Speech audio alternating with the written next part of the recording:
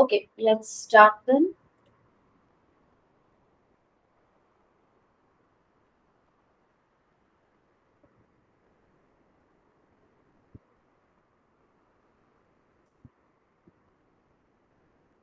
So, welcome to the revision session. Welcome to revision session for quiz one. So, in this session, the plan is to discuss a few, discuss the summary of all the four sessions and to discuss the tutorial problems that we have done with for these four different weeks. But the thing is, because we have already done the same tutorial questions during the 4 weeks, if you have any doubts during the in any of the in the tutorial questions for the 4 different weeks, then we can discuss that problem in detail. Otherwise, we will just be looking into the problem statements briefly. Okay, so we will be focusing on the summary for the 4 weeks in this session. Okay, so let's begin with that. So for week one, in week one, yes, Uh, okay, Yeah, madam, can I ask a question? yeah, please, I won't disturb your flow. I'm sorry, I won't that's disturb your fine. flow. That's fine. Just yeah, one of the topics is not really clear, and um, that is actually the linear path from um, receptor to a regulatory protein. I think we have this dynamic programming approach. Um, Yeah. I know. I think the vertices are on the on vertices are the rows, and then subset the coloring algorithm. Color coding algorithm. That's Yeah. if we can see an example, a small example, that would be very helpful to see how to compute. So yeah, even in the lecture also, we saw the equation, understood the equation very well, but then an example would be really very helpful, especially when we are talking about taking the subsets of colors, as columns. How do we really now populate that table? I hope I could express myself properly. Yeah. Can I please be back in like 2 minutes? Yeah, sure, sure. Yeah. Okay. Thank you.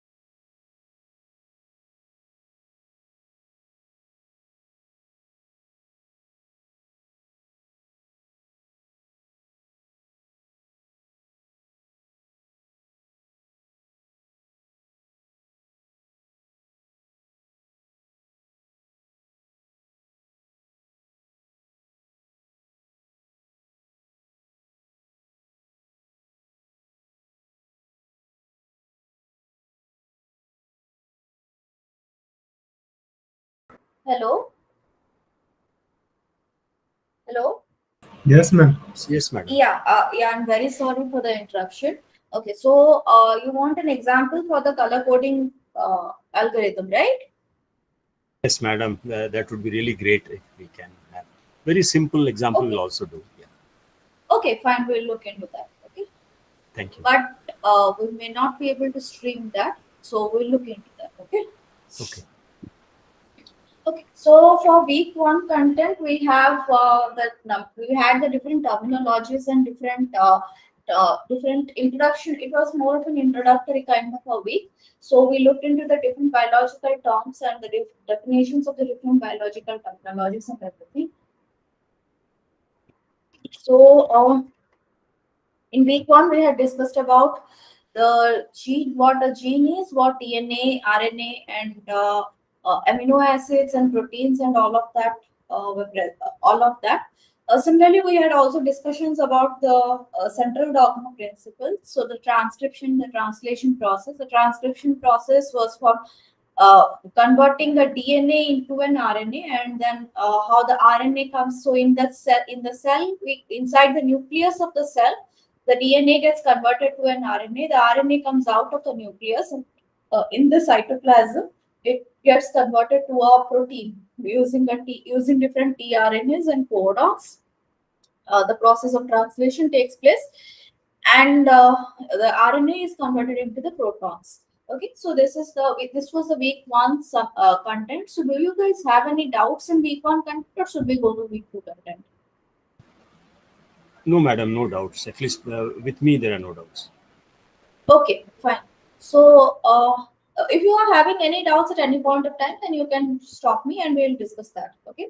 So now we'll go to the week two content. In the week two content, the computational question that we had discussed, there are two different computational questions. So week two content was like we in the cell. From the cell, let's say this is inside a cell. This is more about the structure. So inside a cell, we have a nucleus, and in the nucleus we are having some genes. Okay, so any information that comes to the cell must follow some path to reach to the genes, right? So there can be multiple paths to reach to one or multiple genes inside the nucleus. Okay, so now the question is, we are the content for week two was based on these paths. Okay, so there are many paths in the cells that go from this cell membrane. Cell membrane is basically like the border of the cell. You can imagine it something like a boundary of your house. Okay, so from the boundary to go to your bedroom, you can have multiple paths from the main gate to your bedroom, right? You can just go come in, then you go via the outside staircase, or you go into the back door of the house, and then you take a different stairs or something like that. There can be multiple paths to go to your bed, right? So similarly, this is something exactly similar to that. There can be multiple paths from the cell membrane, which acts like a boundary to the cell. Okay, so from this cell membrane to the gene which is inside the nucleus, there can be multiple paths. Okay, now if you plot all of these paths, it forms a network-like structure. So there is this network-like structure, and how do we form this network structure? So these are the ways to form this network-like structure. So in the network, we are having two different parts. One is the node and one is the edges. So nodes are basically the different elements of the cell. So first of all, in the membrane, something receives the cell.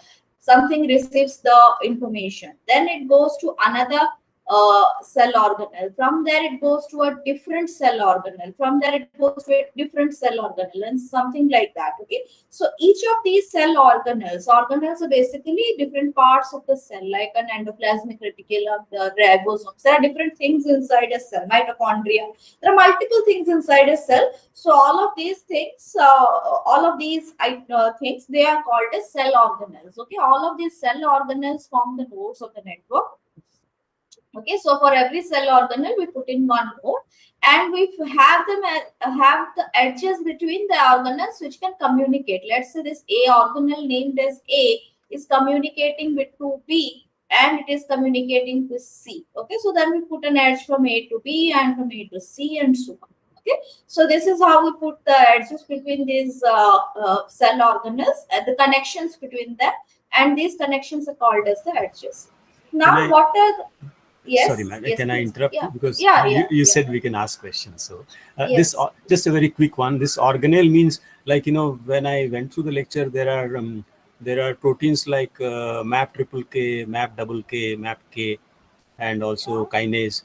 So these are the proteins, right, which are activated by receptor and in a sequential manner. So are we saying MAP triple K, MAP double K, all these are organelles? No. See, there are already some things which are already present in a cell. Okay. And when the cell is constructed, when the cell is formed, some things are already there in the cell, like a gene or a DNA. Let's say, for example, a DNA. DNA is not formed inside the cell. A DNA is already present in the cell when it was created. Right? So those things are the organelles of the cell. Now, what you're talking about is proteins, some kind of a receptor, some kind of an information is passed to a DNA, and then this central dogma thing takes place. All of these takes place, and then the protein is released from the cell. Okay, so the protein is kind of like an output. So that is not a cell organ. Protein is the output. Then what happens? The input is something like some information that is received to the receptor, or the information that is received to the DNA. That is the input. Okay, and then what comes out, the protein that acts, that is something like an output. I'm just putting up an analogy for you to understand better. This is not what happens in real life. Okay, so what I'm trying to say is, protein is something like an output. It doesn't form the parts of the cell. It's something that the cell releases, so the cell produces. Okay, so it is something like an output. But but then what the information that it is being that is can be receiving. Hello. We can't hear you, madam. Hello. No, you are not audible. It's like you are far away. It sounds like that. Yeah.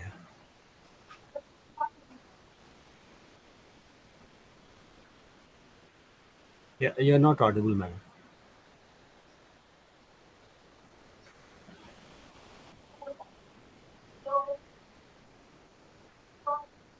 No, I think it's, as he rightly said, as Adarsh has mentioned, it looks like you're too far away. Hello? Yeah, now it's better. Now it is better. Now it's clear? Yeah, it's very clear now. Okay, so I hope everybody is able to hear. I don't know, but it's very clear to me. Yes, it is perfect now. Okay, fine. I wasn't far away. I think there was some network issues. Okay. So no, sorry, can I interrupt you, madam? Actually, maybe I'm a bit confused still. When this information flow comes, actually, there is a ligand outside the cell. So the receptor receives, reacts to the ligand, and then it passes the information to the nucleus, right, where the genes are there, and then the gene will now produce an output, so-called the protein. But how does the information travel from receptor up to the gene, inside the nucleus? In between, there are these, like MAP triple K, MAP double K, and all that. So I'm just visualizing as if they are the nodes, and through that, now the information goes to nucleus. Is that how the structure is? No. Okay. See, how the information travels from the receptor to the gene, that is exactly what we are dealing with the weak content. Okay. So the protein is basically the output. The protein is actually generated from the cell once the gene receives the information. This MAP2K and all of that, these proteins that you're talking about, they're generated when the information is received by the genes from the receptors itself. Okay. Just give me a moment. I'll find the image of a cell.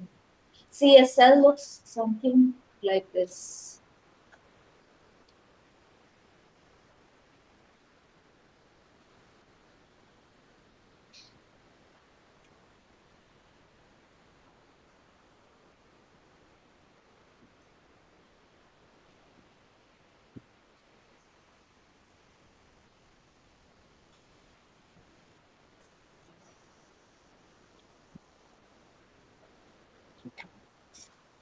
See, this is something what a cell looks like. There are multiple things inside a cell.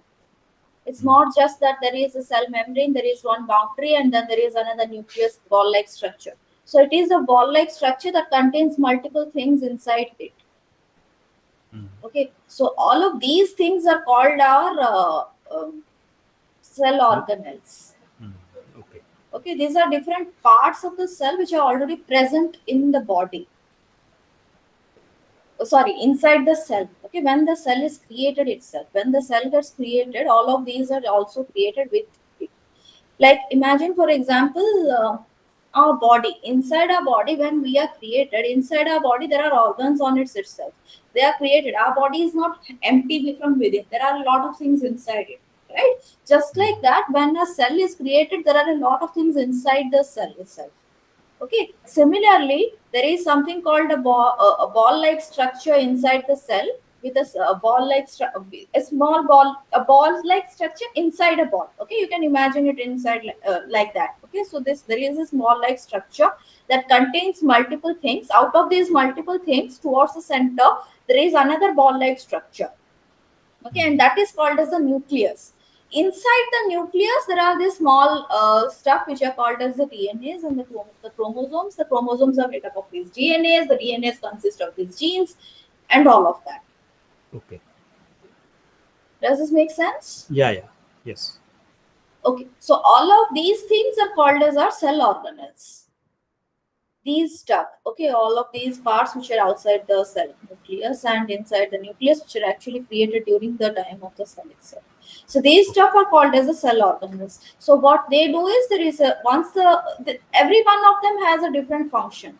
Like for example, the centriole is involved in the reproduction of the cell. Okay, the centriole has some roles. There are multiple functions, but one of the functions for the centriole is actually in the reproduction of the cell. I will not be going into details of that, but these are something like that. Similarly, this mitochondria acts as a lung of the cell. Okay, just like we have lungs for breathing, right, for taking in the oxygen and then releasing carbon dioxide. This mitochondria takes in oxygen, performs some functions, and then it generates some carbon dioxide and stuff like that. Mitochondria acts as the lung of the cell. Okay, something like that. Each one of these particular organelles, they actually act as small tiny organs for this particular cell. Okay, I will not be going into details of that. Every one of them has a separate task and everything. Okay, so let's. Hello. No, that's fine. That's okay. Yeah. Okay. So here we were having, so in the cell, we had a cell. Inside the cell, we had, you have a nucleus, and inside the nucleus, we are having these chromosomes and the gene-like structures. So from the receptors on the boundary of the cell membrane, we need to transfer the information from the receptor to the gene inside the nucleus. Okay. So these information passes through multiple cell organelles and then goes to the genes. So what happens, what we are going to do is we are taking all of these cell organelles and we are making them as the nodes of this network, and the connections between these cell organelles are now the edges of the network. Okay, but in real life there is no such thing as there is no kind of a wire connection between these organelles. Okay, as you can imagine. So just like we are having these LAN networks and everything, there is no LAN network or wiring connection. It is more like a Wi-Fi connection. Okay, something like there is no way to know exactly what kind of biologically there will be very hard to know how exactly or which cell organelles are communicating between each other. At least biologically, if you realize that these cells are maybe extremely tiny, they can be like very, very tiny, and they can be very, very large, just like our nerve cells. Our nerve cells are very large.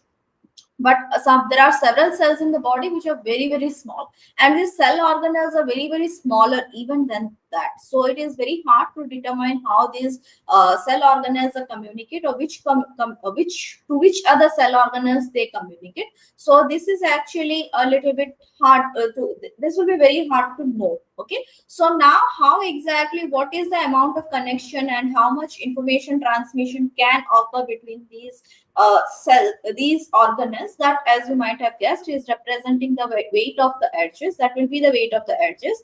But We don't know exactly how much information is transmitted, how the communication is done, and all of that. So that is why we will be assuming some kind of a probability. We are saying that this cell organelle A communicates to cell organelle B with some probability P. Okay, but so the first question that we are addressing is how to find this probability. Okay, the second question in the week two was along which path these receptors in the cell membrane does, so along which path, so what path should it follow, from A to B, then B to C, or then C to D, or should it go from A to C directly, or how exactly this which path. So that can, let's say let's say this is A, this is B, this is C, and there is a D.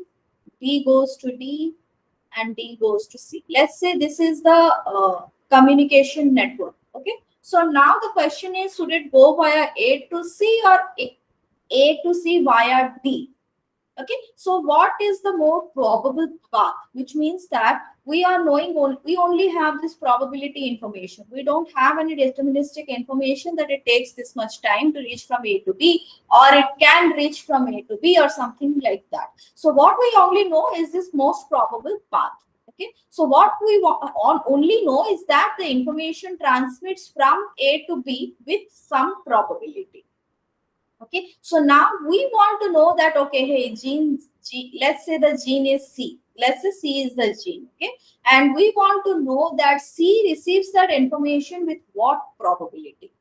Is there any probability, or what is the most probable path? What we want to know is which path is more likely to send C the information. We have already computed the probability over here with the first question. So we will now be using this probability to check that whether C receives the information via A to ABC or ABDC path. Let's say suppose A to B probability is 1. Let's assume that A to B probability of transmission is 1, which means that we know already that the cell organelle A communicates to B. Definitely it will communicate to B. Okay, now from B to C, let's say the probability is just 0.2, and from B to D the probability is 0.3, and D to C the probability is 0.5. Then can you guess which path it will take? If I take the path A to C, then B to C, then the probability is only 0.2. But if I am taking the path via let's make it a little bit. Okay, if I take the path B to D, D to C, then the probability becomes 0.21.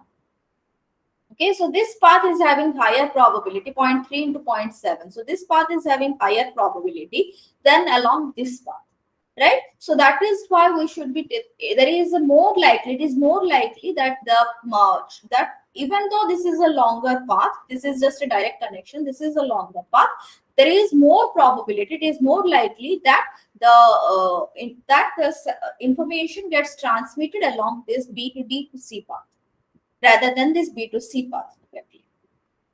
Okay, so we will be solving this particular we will take this particular example, and we will look into how to solve this using the color coding method. But before that, for this probability discussion, Livin, do you want to continue now for the logistic regression?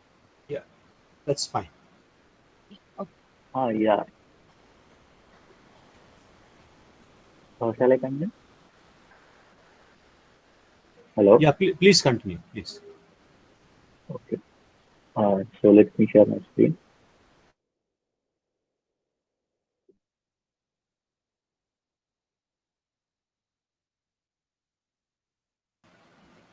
Sir, sorry, before you go ahead, can I just ask you a question? Just a question. Yeah. Because I studied last night, so I thought I'll ask this, regression, logistic regression. Now here I could see that, the professor, as he was delivering the lecture on this particular topic, it was interesting. He spoke about 3 important features, One was, I think, what is it called? Pearson correlation coefficient between, 2 proteins. Then the other one that he said was how many times did protein U interacted with protein V. That was the second one. And then the third one was so-called small world clustering coefficient. Now, my question here is, I think in one of your earlier lectures, revision of week 2, you were showing as a paper. I think I attended that also. But now, just before quiz 1, I was a bit worried. I said, are we expected to now even compute those for, let me say, there will be 2 proteins given, then all the parameters required computing these features won't be there features. for Okay. okay. Because then we have to memorize that formula, because I saw that, I understood that formula, but my worry was, okay, that's this is like one method of choosing the features, right? And the data set used for computing these features are like a very big data set. Okay. So basically, the number of times is so there is a formula for Pearson correlation coefficient. I think you might have studied that in statistics. Yeah. I thought maybe if they frame a small question where they just create some fictitious data, maybe 4 or 5 figures or data items, and then they can ask us to calculate, let me say, Pearson coefficient. So I thought, I was just imagining it. No, nothing like that, right? No, I don't think the computation regarding that features is not important in this setup. Yeah, otherwise I could see mostly the problems where, like, you will be given the values of those features, and also the coefficients as well, like beta 0, beta 1, and beta 2. Then you are asked to calculate probability. So that one is fine. I think a number of questions I've seen like that. So so the focus is mostly given on the computation of logistic regression, and also the knowing these features is useful if you come up if you want to come up with some other features that you want to try out. Knowing these features is important, but the computation of these features is kind of beyond the scope of this course. How these individual features are computed, but it's a good thing to know. But from the exam point of view, that is not focused in this sense. Okay, sir. Thank you. So here to solve this problem, our problem is predicting the probability of whether given protein is interact or not, right? So that using an ML model, we are going to formulate it as a logistic regression problem. So any ML model requires certain features to use. We need features and targets, right? So features are these things. For a particular protein pair, we extract these certain features. So in this one, we are getting these 3 features. So what are the targets? So we know this many number of times this protein is interacting, and this appears in population, and whether that protein is interacting or not, right? But usually, one thing you should notice that by creating a training set for this kind of problem, we'll be having only the protein interaction data. In the sense, we'll be having the data where 2 proteins are interacting. We won't be usually having a data where 2 proteins are not interacting, because the details about the interaction only will be given in the data. So to create negative samples for this kind of training set, you need to do this. Choose random proteins. Actually, the issue is that if you look at some of the previous papers, especially the last one, the question on logistic regression was, I mean, I know it was covered in one of the slides, but the question itself, I mean, so the amount of information we have available in terms of the numerical, etc., that we can practice to understand the thought process of the instructors and the professor is very limited. So we are not sure that because Pearson correlation coefficient is mentioned in one of the slides, then our expectation is that we might get questions on that, right? Because that is the logic that is used every time to give us questions. That this was mentioned in the course. Now the question is coming. Why are you guys not able to solve it? So that is the place from where we are coming. That we have no idea what questions will come, what will not. It's not like there's any mock test or something like that. I think at least when I prepare questions, if we are asking questions where the certain formula is not given, we used to provide this sample formula also, right? Because you only need to remember the sample formula. If you are asked to compute a Pearson coefficient, you the requirement is given the formula for Pearson coefficient where you able to substitute the values correctly. I guess that would be the thing.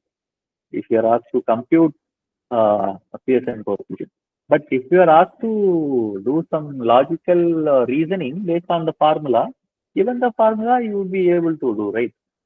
Yes, yes, that is true. Yes, we can do that. Yeah. So I think you usually give the formulas in the questions itself for reference. So that way, solving numericals won't be a problem, even if that particular formula is not covered in the understanding of that concept is required to answer those type of questions. Okay. So you should know what a Pearson correlation coefficient is by nature. Right. Okay. Yeah. So in the training, what we do is usually from this databases. So there are different databases that we have. From that, we'll get the protein interaction data. But for the negative samples, we'll randomly choose protein pairs and say these are the protein pairs which doesn't actually interact. So we create that accordingly. So we create positive and negative samples for the logistic regression model. And the logistic regression training, you can use any different methods. There are multiple solvers for logistic regression. The basic one is the gradient descent. There are other solvers that are available in this kind of packages called the scalar that also is there. So the main idea is not about solving, like training, how do we training algorithm, but how the logistic regression model works. So as you know, the logistic regression model is this is what the logistic function will look like. We have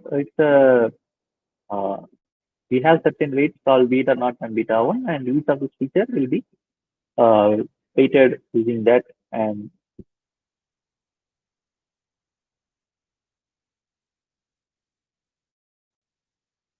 yeah, so there are these three features that we are actually using, and there are these betas are the weights for the beta or the parameters of this model. And there will be a beta naught, which will be the bias term in the thing. You might have already known this in the logistic regression. Right? So apart from the actual logistic regression that you have learned in the ML courses, this is nothing new as such. But what we are doing for this data set is what is the different thing.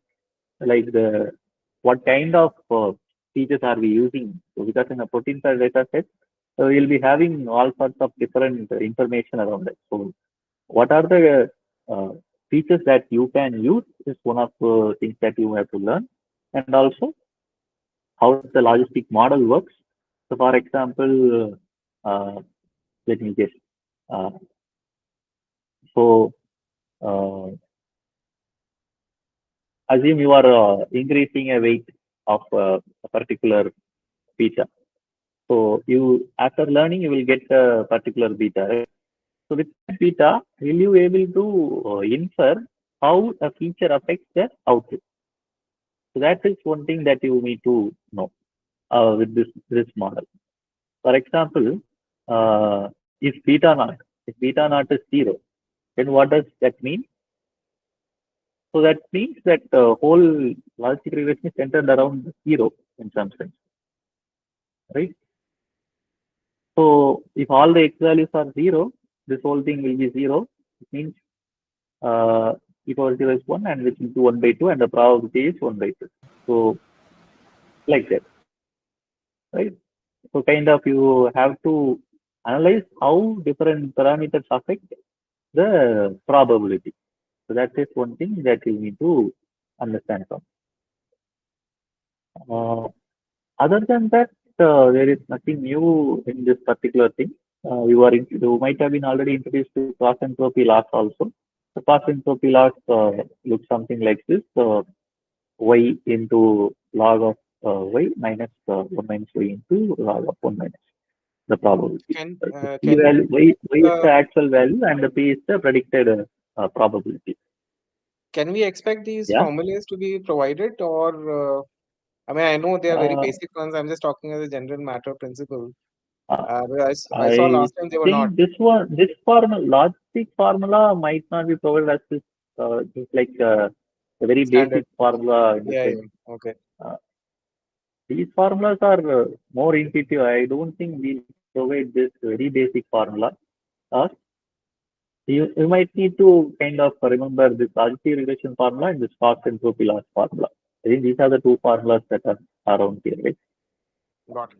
Thank And you. this is, I don't think this is very hard to remember. No, it's not. I All the just logic- normally what happens is that if we know that we are going to get something, then we won't spend effort in uh, memorizing it or whatever, revising it, because the concept is important. The formula will be there anyway. It's okay. But if we have to remember, then we will remember, obviously. So I was just asking. That's it. Okay. It's okay. I mean, it's fairly straightforward, the formula. Yeah. Okay. And yeah, so this is the cross entropy loss formula. So here, this is like the actual target and this is the predicted. So, um, like you can try out a value where you predict totally wrong and how that affects the loss in the thing. For example, if log of 1 will be 0, right? Yeah, anything power 0 is 1. So log of 1 will be 0, right? So in that case, if you predict, if your prediction is correct and your probability for the if y is 1 and the probability is 0, you will get that your loss will be reduced to this negative sign. So that's how the idea will be. If your prediction is 0, then this will become 1, right? This will become 1. So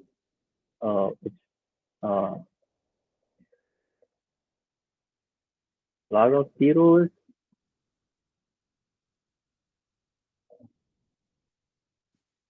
am I going correct?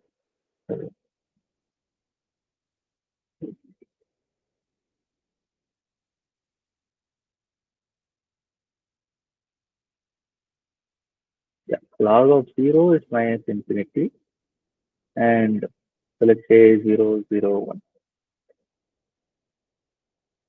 It's a very large negative value, right? So it's a negative value that you get. So based on that, your loss will increase. So log of 1 will be, as you get close to the prediction, you will get the loss to be 0. That's how it works, right? Based on this formula. So the way it goes is in a logistic fashion due to that. Okay. That's pretty much about this thing. After we decide the last function, we will use gradient descent or optimization method to find. So any doubts till now? I think these are pretty much clear, right? Yes, sir. I have a doubt. Yeah. Can I share? In fact, there is a question in the last paper. Okay. So if you just give us some idea how to attempt that, this is exactly related Okay. to loss function only.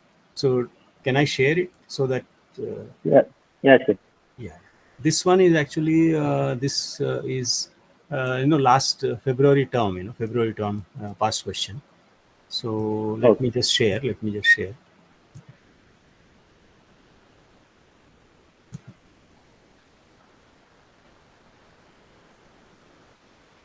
Yeah.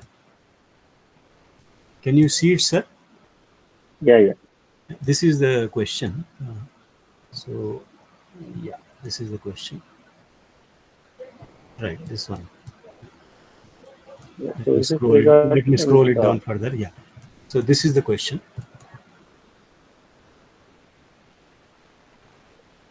Yeah. So this is, as you have seen, this is just an extension to the actual cross entropy loss function formula, right?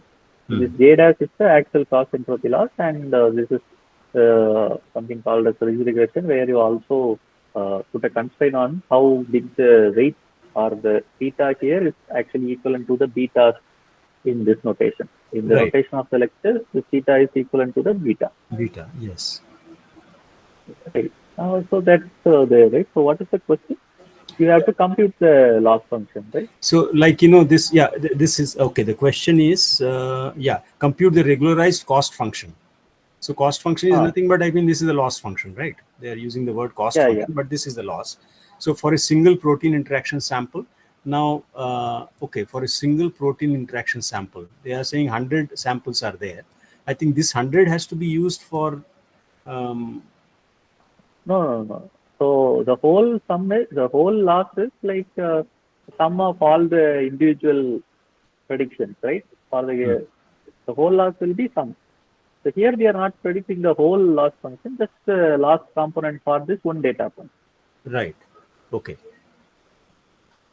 Only for one. So you have to use the logistic formula with the given theta. So the thetas are given, right? With the theta, you have to predict the probability, and with the probability, you have to use it for the loss function. So all the values required are given. So it requires two steps. So first, computing the actual probability using the logistic formula. Okay. So you'll get to compute loss, you need the actual predicted probability, right? So you compute the probability first, and then substitute it in the loss function, the cost entropy loss function. Okay. And the other parameters you can substitute and find the result. So now, as far as the value of x superscript 1, superscript 2, superscript 3 is concerned, I think that is given right here, right? 2, 3, 1, right? So x1 would be 2. So the x1 is like whole features, all the samples, kind of big matrix. This is just a single row from that. So I'll use these. Yeah, I'll use these and then the beta values to compute the probability, right? And then this j theta. Yeah, j dash theta. This is actually the formula that you were showing just now, on the slide. I think cross entropy loss function. Yeah, cross entropy loss function. So I was just wondering, where do I use this m? Because the number of that is actually not needed for this computation. But there is a note here. It says use y, lambda/2m as the constant in regularization term of cost function. So that means that formula that you were showing, loss function, there I think we have to use probably this, where m is the batch size. So probably this n is nothing but m, no? Batch size. Okay. So here actually that batch size represents how many data points that you are using to compute the loss. Right. So currently, since we are only using this one data point, you can substitute 1 for m. Okay. So my regularization term is not the whole data set size. Okay. So my regularization term would be lambda by 2. Yeah. Levin, I'm sorry for interrupting. There was some issue with this question, and we had given grace marks for everybody for this question. There was some typos or something in this question, right? Yeah, I actually calculated. I think that part about m was not properly mentioned. Is what we thought the thing. Yeah, because batch size was actually, I calculated using 100, and it was coming. I could not match with the answer at all. So like 0.625 to 64, it was not at all coming. So now you are saying m should be 1. So my interpretation of the question was slightly different. So, okay. So lambda by 2 will be the regulation. At least I wanted to understand the process, Fine, there could be some mistakes here and there. But for example, there are different optimization methods, right? In the gradient results itself, there is a stochastic gradient descent, batch gradient, mini batch gradient descent, and the whole gradient descent. There are different variations of gradient descents are there. Right. And also in that variation, people use different. So some people directly use lambda there in the regularization term. So instead of lambda, some people just use lambda since 2 is just a constant in function. Some people tend to divide the whole thing by this thing. So there are different, that are basically implementation details. So the reason that we kind of avoided this question is like all the implementation details are not properly given in that thing. So but the intention was like this. Okay. So I will use the loss function, and then once I compute the loss function, then I will just come back to this formula. I have to actually now compute the new cost, regularized cost function, right? J theta. So So J theta will in be the original used- formula, Yeah. in the J theta, instead of lambda, you will be substituting lambda by 2. That's lambda by 2. Yeah. Okay. In which formula? The one which is for loss function, right? here in the lambda, instead of the J theta formula, Uh, we will be substituting lambda by 2, which is for 0.1 by 2. So that's what we meant, but it is not properly given in that question. okay. Okay. Sorry. I think that is the question. Sorry, I mixed up.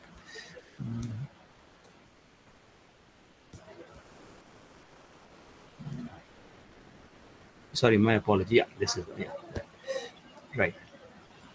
Okay. Okay. Okay. Actually, I got confused because I was just thinking that I have to now run several iterations. So I did not know whether each iteration is for one sample, but there is only one sample given. Like two, you can see there is only one sample given. So fine, I think. So it is like we are running a stochastic gradient descent. So we compute loss from each data point and then update the beta.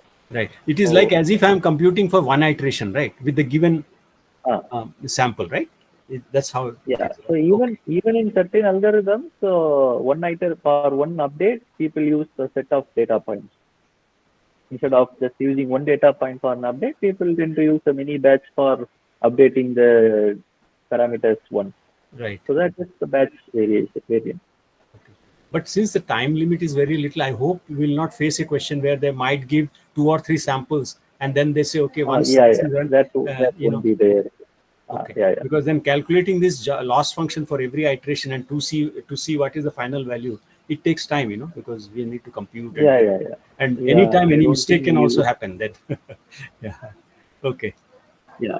Thank you, sir. I think as I was going through all the 4 weeks, some of these questions were worrying me because we did not know exactly how the question will be formulated. Yeah. Okay. Thank you, sir. Thank you. I think we can take over.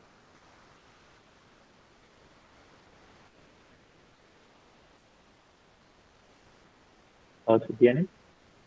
Yeah, can you please stop sharing? Yeah, sure.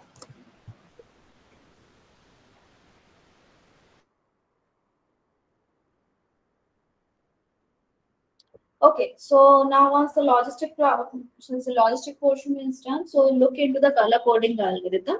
Okay, so this is the color coding algorithm. So, so what we have now is we are given this network, which is basically the gene expression network, or the connections between these cell organelles and how this receptor and the gene are there. So let's say we are having this set of receptors, which is basically on the cell organelle. We have the cell. So definitely our informations will be transmitted from the receptors to the genes. Okay, so now what we are having is we are having a set of nodes which are basically receiving the information, and we have a set of nodes which are receiving and then transmitting the information. And then we have a set of nodes which are called the genes, and they are basically involved in receiving the information. So now here these receptors form the set of source nodes, and this set of genes which are involved in receiving the information, they are now set of target nodes. So what we want to do is we want to compute the path. We want to find the path which is the most probable path, but this is a NP complete problem, as you all know. So now what we are going to do is for every probability, let's say we are having a network. In this network, these were the probabilities that I had: 0.2, 0.4, 0.3, and so on. They were the probabilities. So now what we are going to do is we will convert these probabilities into negative logarithm of the probability. So now the weight of the edge will no longer be 0.2. It will be a minus log of 0.2. Okay, so whatever the value will be, it will be that particular value. Okay, so these values will basically represent the negative log of the probabilities. Those will be the weights now. So earlier we were supposed to maximum probabilities and find the path which has the maximum probability. So now, since we are using the negative logarithm of the probabilities, what we are going to do is we will be adding these paths up, and we want the path with the maximum probability. Okay, so maximum weight. Okay, so maximum weight will be maximum weight of the path will basically mean weight of the path is basically the sum of these values, and you have to find the path with the maximum weight. So now again, this is also a NP-complete problem. So we will be modifying the question slightly, and we want to find a coloring of the path.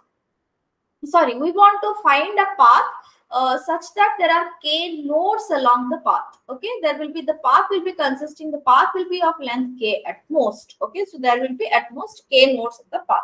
So what we are going to do is we will be using a color coding algorithm. What the general idea is, we will be coloring every one of these nodes. Okay, with some randomly. Let's say we are going to use k colors because we have a limitation on the k length of for the path. We will be using k colors, and we will be coloring every one of these nodes with these k colors randomly. I don't know what color I am having. Let's say I am having this bunch of colors on my hand and just throwing it behind without looking at it. Okay, so that's something what we are going to do. So that is basically, it means that we are randomly coloring every one of these nodes. We don't know what color it gets, and we are defining a colorful path as a path which is having all the colors. No two nodes in this path will be having the same color. So what we want is we want to find a colorful path in this network. Okay, so for that we will be this is the DP algorithm. I will not be going into details of how to run this DP algorithm, but this is the DP algorithm. This is the recursive relation to compute the DP matrix. So you can try with different examples on how to run this DP matrix, how to run this algorithm, how to use this, and we will be discussing a small problem after the string. Okay, so these are the base cases. This is the base case for the DP algorithm, and this is the recursion relation. Okay, recurrence relation. So now finally in the DP matrix, when you have the DP matrix, the last element is basically will actually show you the maximum weight of maximum probability or the maximum weight of the path possible to compute the to find maximum weight of the path along which the information can be transmitted. Now again, if you perform the backtracking information, so that backtracking will lead you to the will give you the path along which the information gets transmitted. Okay, so you have to perform backtracking to find along which path the information is transmitted, and this is basically the W of T1 to K is basically the weight of the path with the maximum, along which the information can be transmitted. Path with the maximum weight. Okay, so this is the color coding algorithm. So now let's go to week 3 content. In the week 3 content, we have the we have something called as k-mers. K-mers is basically we are given a nucleotide. Let's say we have a long nucleotide, and we are saying a 3-mer or a k-mer. K-mer is what k-mer means. It's a small length of small substring of this nucleotide of length k. Okay, so if we are saying 3-mers, then it means every possible substring of length 3 in this particular nucleotide. So if we are taking every possible 3-mer in this particular nucleotide, then it is called as the composition of the k-mers. Okay, so this is the set of all possible substrings. Okay, so the problem that we are looking into this in week 3 is we are given this composition, we are given a set of k-mers, and we are assuming that this is the complete set of k-mers possible from a nucleotide, and we want to find what the actual nucleotide is. Okay, so that is called as a string reconstruction problem. Okay, so there are 2 different ways to solve this string reconstruction problem. One is this using overlap graphs, and the other one is using De Bruijn graphs.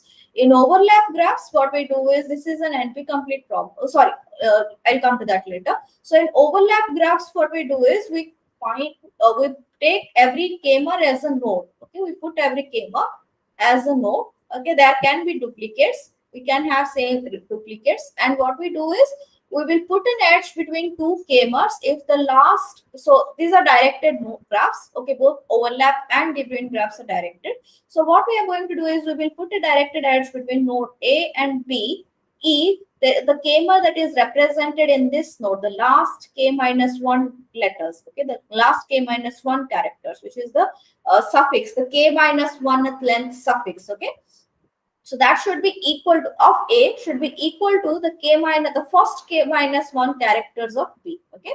So this is the k minus 1 length prefix of this B node. Okay. If this is the condition, then we put an edge between A to B. So we do this for every possible connection in the network, and that the resulting network is called as an overlap graph. Okay, so in the overlap graph, we want an Hamiltonian path problem. What the Hamiltonian path problem is, we are having these nodes in the graph. So what the Hamiltonian path problem is, we are given a source node or the starting point of the node. We start from that node and we want to find a path in the network such that every vertex is covered exactly once. Okay, so now this is an NP-complete problem. And that is why we go into the De Bruijn graph. In De Bruijn graphs, what we do is we take for every k-mer we make an edge. We take one k-mer. Let's say this is the k-mer number 1. We make an edge. Okay. So the first k minus 1th prefix of this k-mer will become the starting point of the edge, and the end or the target of the destination for this edge will be the last k minus 1 characters of this k-mer. So the k minus 1th prefix is the source, and the k minus 1th the tail, and the k minus 1th suffix will be the head of the edge or the destination of the edge or the target of the edge. Okay, so this is basically how we construct. So this way we construct. So once if we are having any repeat nodes, if we are seeing that one node gets repeated multiple times, then we don't repeat it in this case. Okay, in De Bruijn graphs, nodes are not repeated. Okay, so we create an edge to that node directly. Okay. So this way we construct the De Bruijn graph, and in this De Bruijn graph we find the Eulerian path. What an Eulerian path is, let's say we start from one particular node, we want to find a path in the network such that every edge is crossed exactly once. We cannot overlap. We cannot go along an edge multiple times. It has to be covered exactly once, and every edge in the network must be covered. You must have known some kind of problems, like let's say there is a star given to you, and you want to form this star without picking up your hand. Okay, so and you cannot cross lines again and again. So what you do is you just start from one point, and then you have to draw this star without taking off your hand or without crossing any lines multiple times. So that is the Eulerian path problem. So all of these points are our nodes of the network, and these are the edges of the network, and you have to find a path along this network such that you cannot remove your hand. That means you cannot cross multiple edges. You cannot go along an edge multiple times. You have to cross just one edge exactly once, and you have to draw the entire network. Okay, that is the Eulerian path problem. So this Eulerian path problem is actually p times solvable. There is an algorithm to solve the Eulerian path problem. We can look into that in details. Here are the edges of the k-mers, and here are the nodes of the k-mers in the overlap problem. Okay, so don't confuse with those two. So what else was there? Okay, that sums up week 3. From week 4, we have the sequence alignment. In sequence alignment, we are given 2 different sequences, and we have to organize them in such a way that the point that we are giving that should be maximized. Now, how do we give the points? So there are 3 different conditions. One is the matching condition, where A and A are matched. Okay, here T and T. So what it means is that we want to organize them. If the node in the the nucleotide in the first sequence and the nucleotide in the second sequence, they are exactly the same, then we say it is a match condition. If they are different, in this case A and C, they are different, A is not equal to C, then it is a mismatch condition. And gaps is basically these conditions where we have a gap C, but we are putting a dash in one of these sequences, then it is a insertion or a deletion condition, or the gap condition. Okay, so there are two different kinds of gaps. We can have a dash in the top row, which will be a insertion, or we have a dash in the bottom row, which will be a deletion. Okay, then we have matches when combined together form a common subsequence. So if we take these matches, just Excuse these me, matches. Yeah. Madam, can I disturb you? Sorry. Yes. You know, on this one, I went through it again and again. I understood the whole thing, but I had only one question here. See, this insertion and deletion is relative, isn't it? Because when I was attempting some of the questions, whatever I had in my mind, I could solve all of them. When I say relative, what I mean is, if I like in this example, if I take the second string, which is the one below the top one. Okay. So here, if I see, there is a dash there, green color dash in the bottom one. So now I can always say that is an insertion in the second string, isn't it? I get So your point, what you are saying. I Yeah. get what you're saying. That is a confusion that I hear during every time. So Okay. what this happens is in biology, in real biology, what we have is we are aligning. Usually, what we have is, we know that we have the DNA string, and we are having one more string that we want to align with this origin, with the existing DNA string. Okay, so in biology, what we usually do is, in real life, what we usually do is we take the first substring, which is the, we take the first string as the actual DNA string, and the second string as a sequence that we want to align with the first string. Okay. Okay, so every time, remember this, the second string is getting aligned with the first string. So that's why it will be always with respect to the first string. Okay. Like the green dash on this, I think you have, that's really very useful what you have mentioned. So the first string will be taken as my real The string. main string. Yeah. This is the main string, yeah, the real string. Okay. So if I now look at the dash on the second one, it means I am deleting one from the first. I'm deleting T from the first string, right? Yes, yes. Okay. And like if I see now the first dash in the first string, so that is like you are saying I'm inserting, right? I'm inserting A nucleotide over here. yeah, I'm inserting a character, or okay, I'm inserting a nucleotide where in the first one or in the What second? it means is that when we have read this second nucleotide or the second genome sequence, we have wrongly inserted a nucleotide which was not supposed to be there. Okay. Okay. And here we have erroneously or wrongly, we have deleted a nucleotide which was supposed to be there. Oh. Okay, so the green hyphen is a deletion. That means it's a deletion. Yeah, green one is the deletion. Yeah, we have deleted one character. We have inserted one character. Okay. Oh, so the insertion has taken place where? On the second string, right? Yeah, insertion has taken place. This is the main string, right? This is the actual string. This is something that should have been there, but we are having this. So what it means is that when we are going through this, we have inserted here something wrongly. Okay. Okay. Thank you. I think this was really, really confusing for me. I think now it's pretty clear. Okay. Yeah. So see, this is in bio cases, but this is actually something called as a sequence. There is something called as a LCS problem, or the longest common subsequence problem. This is a modified version of that problem itself. Okay, so here we are calling it as a sequence alignment problem, but in computer science, we must have seen this problem called as the longest common subsequence problem. In that scenario, you can always say that this is confusing. This we don't know which is the real sequence, which is the insertion and the deletion cases. Okay, then there is this edit distance problem also.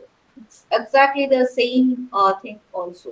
Okay, there also you will need to know what is the mean sequence to know. There is something called edit distance. Here you basically have to count how many edit operations are needed. So basically in this particular sequence, the edit distance problem is, this is one editing that we need to do. This is one editing that we need to do. This is one editing that we need to do, right? So you have to count how many such edit operations needs to be done to align these two sequences, right? So this is called as the edit distance problem.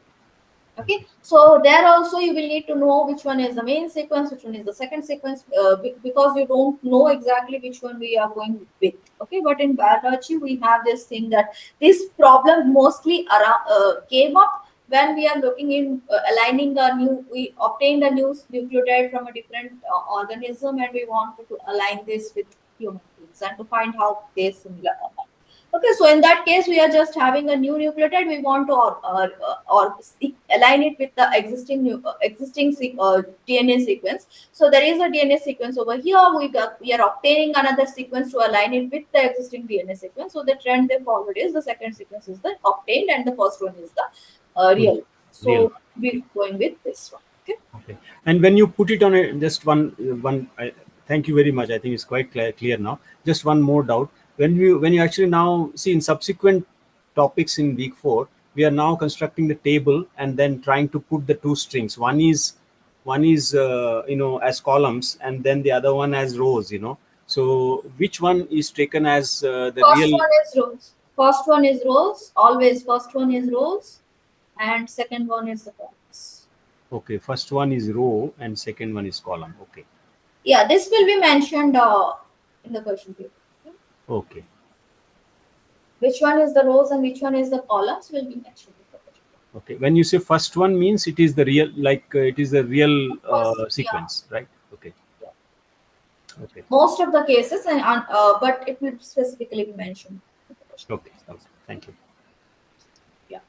So the scoring matrix is given to you. Usually, this is a scoring matrix we are given to you, and then this is the alignment graph. We draw an alignment graph, and then we compute the optimal substructure of the. So this is basically a DP algorithm. For the DP algorithm, we have this is the recurrence relation for the global alignment problem, or what we are aligning the entire sequences together. That is called as the global alignment. So this is the recurrence relation, and these are the base cases. Then these dashes are called as gaps. Here, this is called as the alignment graph. So notice that during the alignment graph, what we do is when we are putting up the numbers, like let's say I'm computing what the value for this particular network. So I computed, I will be computing this value, and this value, right? For each of these three values, when I'm computing these three values, I know which, let's say this is X, this is Y, and this is Z. Okay, and the maximum of these three is, let's say, Y.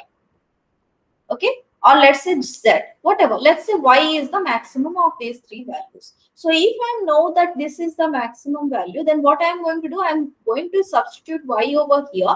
Along with that, I will be putting an arrow. I will be putting an arrow to represent from where I got that Y. Okay, so what it means is this is our V, this is our W. I am inserting a dash and WJ. Okay, so what this means is I will be having an arrow like this. So this dash comma WJ basically means that we are inserting a character. So we will be going along this horizontal edge. Okay? So every time you construct a DP matrix, we are also adding these arrows. These arrows basically mean that which point is see, from this particular point, we can only obtain the value for this point using this one or this one or this one, right? So now these arrows, these arrows actually mean, here these red color arrows are something different.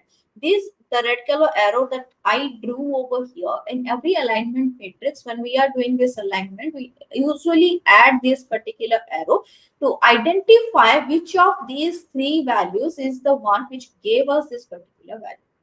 Okay, or I have this X and Y, and I want to know which of these two gave us this particular Y. The maximum of these three values. Okay, we have X, Y, and Z. If we are having Y as the maximum, then we put in horizontal arrow. If X gives us the maximum value, then we have a vertical arrow. If Z gives us the maximum value, then we have a diagonal arrow, or something like that. Okay, so what it means is that when we are constructing an alignment graph, we are also using these arrows to identify which of these three values is giving us the maximum value. Okay, so the alignment graph consists of two different parts. One is this DP matrix and the values which are already there in the, which you have already seen in the alignment matrix. And then there are pointers which denote the path for the maximum score. For every point, which of these three values gives us that particular value? Which of the 3 points, which of the 3 edges that come over to these, but that come to this particular node, which of these 3 edges gives the maximum value for that particular cell. That is also denoted using pointers.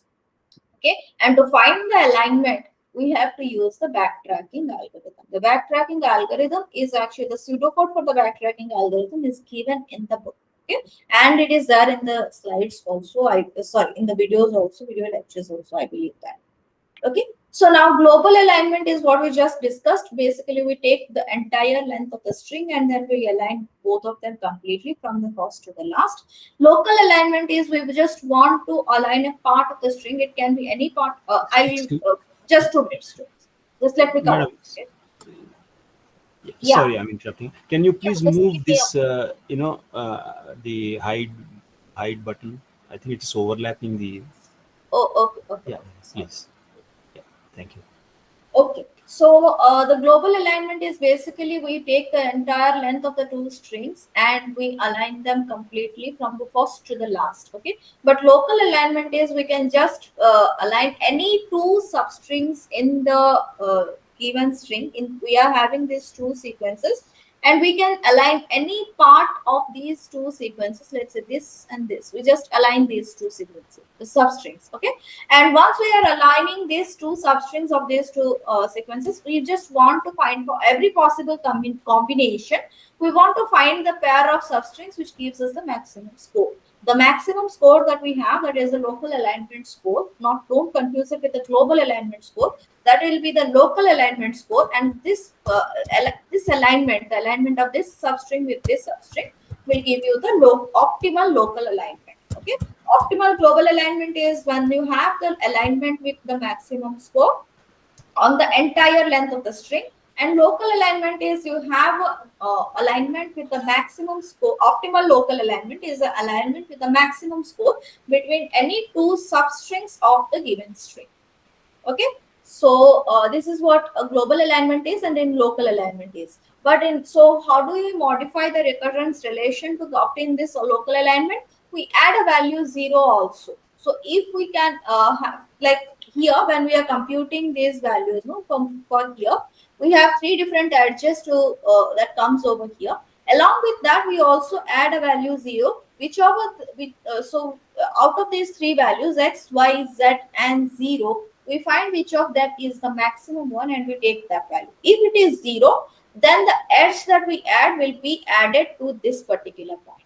We will be adding the edge to this particular point. Okay, so these kind of edges that come from the from this point, which is the starting point of the matrix, from the starting point of the matrix to every node, these kind of edges, 0 weighted edges, these are obviously, these edges are having a weight of 0. Okay, so these 0 weighted edges are called as free edges.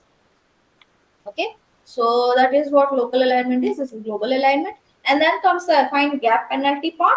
So here for every gap, we are having some kind of a penalty. So this is penalty, not to confuse with the scores. Okay, so if we are having some scoring thing, like let's say a scoring is basically, what scoring is done is we keep on adding these values, right? So now when we are saying it is a penalty, it means that you compute this value, but make sure that you remember that this is a negative value on the score. Okay, so when you are having this is a penalty, don't just add this value to the score. You have to subtract this value from the score. This is called as the penalty. Okay, so now when we are having a gap, we are assigning some penalty scores to the for every gap, for every insertion and deletion. But in this particular scenario, and for this there can be some scenarios when we are having a different kinds of penalties. Here the gap opening penalty is basically when the gap starts, then we have a larger penalty value, and for every gap, consecutive gap to this particular gap, we have a smaller gap extension penalty.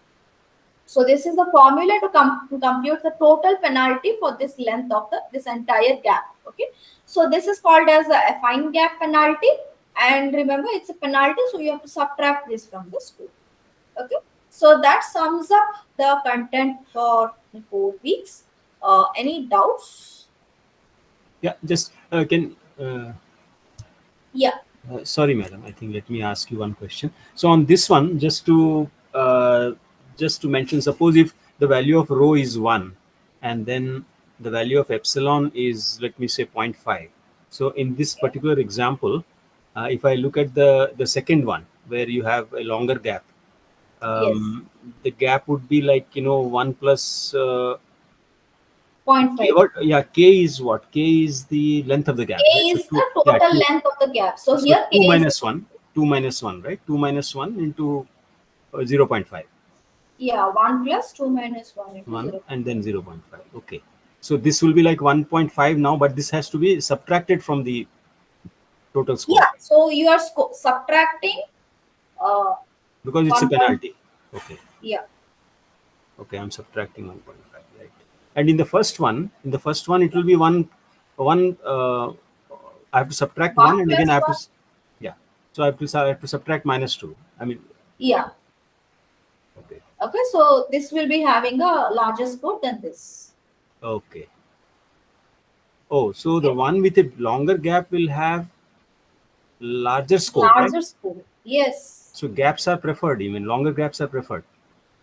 Yeah, exactly. See, what happens in is basically when you're aligning this thing, it is not done using the reading of these gaps or something that will be basically easier. Suppose you want to edit this thing, you want to remove the gaps and to make sure that this getting aligned. Okay, so what you have to do is you have to see there are some errors with the machine. Okay, so every time you are getting the gap, you have to restart the machine or something like that. So in that case, you having longer gaps will incur lesser amount of issue with you, right? But if you are having this short gap lengths, then you will be having to do it every time, right? So that's why longer gap lengths are preferred. In this example, just to consolidate my understanding of the earlier doubt, I think in both these cases, those dashes are deletions, right? Am I right? Yes. Okay, right. Sorry, because I know you had removed my confusion, so just thought this is an opportunity for me to confirm. Yeah. Anything else? Thank you, madam. Thank you. Okay, in that case, we'll stop the streaming. No, I have this question that I had one question, right, that I posted on Discourse. Because as a GA assignment problem, we'll discuss like after stopping the stream. Okay. I'm not ending the meeting. Okay, I'm just stopping the stream. Sure. Okay.